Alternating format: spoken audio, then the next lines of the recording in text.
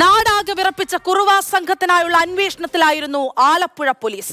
അങ്ങനെയാണ് കള്ളന്മാരായ സഹോദരങ്ങളെ പിടികൂടുന്നത്.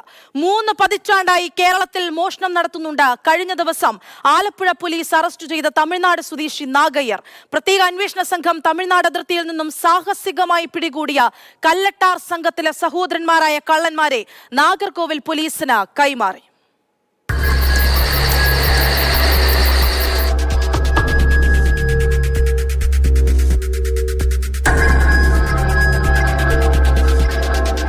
ആയിരത്തി 1995 കോട്ടയം മേലുകാവ് പോലീസിന്റെ പിടിയിലായപ്പോൾ എടുത്ത നാഗയ്യരുടെ ഫോട്ടോയാണിത്.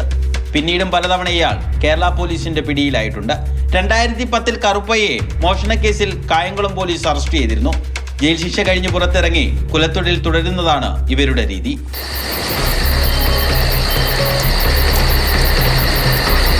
രണ്ടായിരത്തി 2021 കോട്ടയം അതിരമ്പുഴയിൽ മോഷണം നടത്തിയ കാര്യം നാഗയ്യരും കറുപ്പയ്യയും സമ്മതിക്കുന്നുണ്ട്.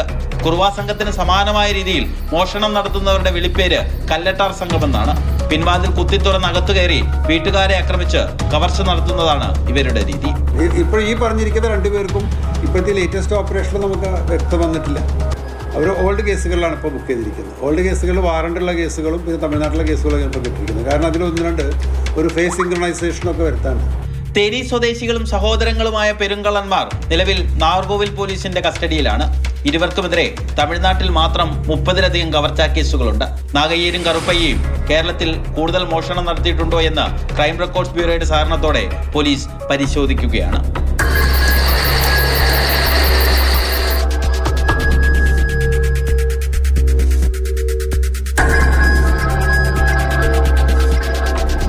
മാതൃഭൂമി ന്യൂസ്, ആലപ്പുഴ.